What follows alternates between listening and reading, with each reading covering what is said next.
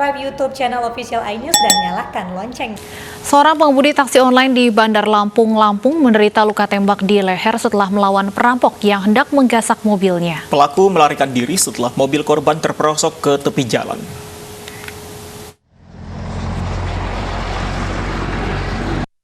Rekaman video amatir menampilkan detik-detik pengemudi sopir taksi online di Bandar Lampung saat diselamatkan warga. Sopir taksi online ini terluka parah akibat luka tembak di leher. Korban berjuang melawan penumpangnya yang hendak merampok mobil korban. Saat di perjalanan mengantarkan pelaku tiba-tiba memukul kepala korban.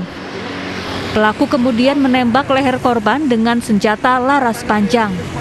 Korban pun tetap melawan hingga mobil yang dikemudikannya terperosok ke tepi jalan. Pelaku lalu melarikan diri karena warga sekitar mulai mendekat.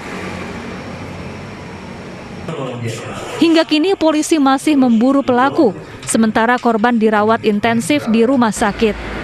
Dari Bandar Lampung, Andres Afandi, iNews melaporkan. Dan pemirsa, untuk informasi selengkapnya terkait sopir taksi online yang ditembak perampok sudah bergabung bersama kami melalui sambungan telepon Kabid Humas Polda Lampung, Kombes Pol Pandra Arsyad. Selamat sore Pak Pandra, apakah pelaku sudah ditangkap? Baik, terima kasih. Assalamualaikum warahmatullahi wabarakatuh. Selamat sore Mas Pandi dan Mbak Stefani dan seluruh para pemirsa iNews di manapun berada.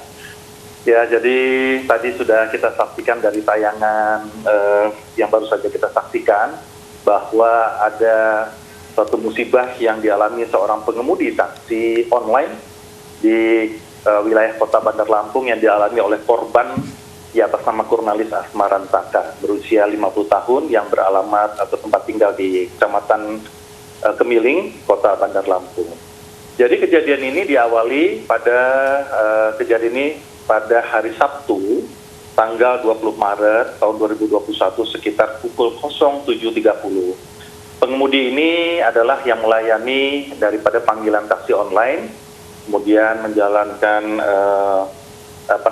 tugasnya sebagai seorang pengemudi taksi online, kemudian tepat pada pukul 07.30 mengalami suatu musibah di mana yaitu yang sudah dijelaskan tadi, ada seseorang ya dari penumpang taksi tersebut yang diduga telah artinya melakukan penganiayaan dan sebagainya, akhirnya sampai adanya tembakan yang mengakibatkan leher yang tertembak yang mengarah ke leher, kemudian juga ditemukan oleh warga setempat, Mas. Jadi sempat ditemukan oleh warga setempat, kemudian dilaporkan pihak kepolisian dan dibawa ke rumah sakit yang terdekat dari TKP, karena TKP-nya itu adalah berada di sekitar Jalan Zainal Abidin Pagar Alam yang di depan kantor BPJS. Jadi saat ini korban tengah dilakukan perawatan intensif di Rumah Sakit Mater Medica Bandar Lampung. Demikian, Pak. Untuk pelakunya apakah sudah ditangkap, Pak? Ya, jadi ini yang namanya kita melakukan proses penyidikan itu berdasarkan tempat kejadian perkara. Tentu saksi-saksi yang berada di sekitar TKP termasuk saksi yang menemukan atau menemui korban pada saat itu kita minta keterangan. Dan saat ini proses penyidikan dan pengejaran terhadap pelaku ya tentu kita lakukan upaya-upaya tersebut. Tapi upaya yang terutama adalah bagaimana menyelamatkan korban ini dulu. Di rumah sakit kita selalu berkoordinasi karena memang luka yang diderita ya di daerah leher ini kan ya cukup sensitif, ya kita berupaya dan saat ini ya masih dalam perawatan intensif dan mudah-mudahan hari ini sudah bisa minta keterangan. Tetapi setidaknya gambaran daripada tersangka ini ya sudah kita lakukan proses penyelidikan atau penyidikan. Selain terkena luka tembak, Pak Pandra, korban ini apakah ada barang-barangnya yang hilang? Tidak ada. Jadi pada saat ini ya yang dapat kami amankan ya saat ini Satreskrim Polresta Bandar Lampung bersama Polsek Natar saat ini telah mengamankan barang bukti yang diamankan ya berupa kendaraan merek Agia, kemudian juga satu unit handphone dan satu selongsong ya, satu butir selongsong peluru yang tengah kita amankan. Jadi pelaku sempat melarikan diri. Baik, Pak Pandra, tapi berdasarkan pengakuan korban, motif penembakan ini murni karena perampokan atau ada motif lain? Ya, ini dia, karena kita masih memeriksa dulu, Mbak. Ini kan kita pada saat kita bawa korban ini ke rumah sakit kan dalam keadaan yang memang harus memerlukan pelayanan medis yang cukup ekstra ya. Saat ini dalam masa pemulihan akan kita minta keterangan apakah ada maksud tertentu dan lain sebagainya. Tentu ini kita lihat proses ya Mbak ya, karena ini baru berjalan 1 kali 24 jam dari mulai kejadian ini kan baru kemarin pagi ya, belum ada. Baik. Itu kita tunggu saja proses penyidikan dilakukan oleh penyidik, Baik. Mas Pandi.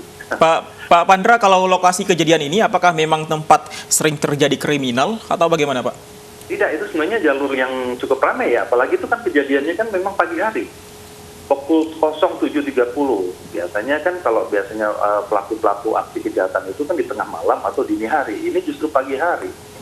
Ya, orang juga cukup ramai di sana dan justru pada pasca kejadian ini masyarakat yang cukup antusias untuk menyelamatkan korban ini dan pelaku sempat melarikan diri. Tapi kita berupaya untuk semaksimal mungkin untuk mengungkap kasus ini karena penekanan dari Bapak Kapolda sudah jelas di sini. Bagaimanapun juga pelaku terhadap C3 ya, itu pencurian yang kekerasan, pencurian pemberatan dan pencurian kendaraan bermotor ini harus adanya suatu tindakan yang cukup tegas dan harus memberi suatu kepastian hukum bagi masyarakat. Mungkin harapan kita demikian Mas Pandi dan Mbak Stefan. Baik, kita akan tunggu tentunya perkembangan penyidikan kasus ini. Terima kasih Kombes Pol Pandra Arsyad, Kabid Humas Polda Lampung sudah bergabung bersama kami di iNews Sore.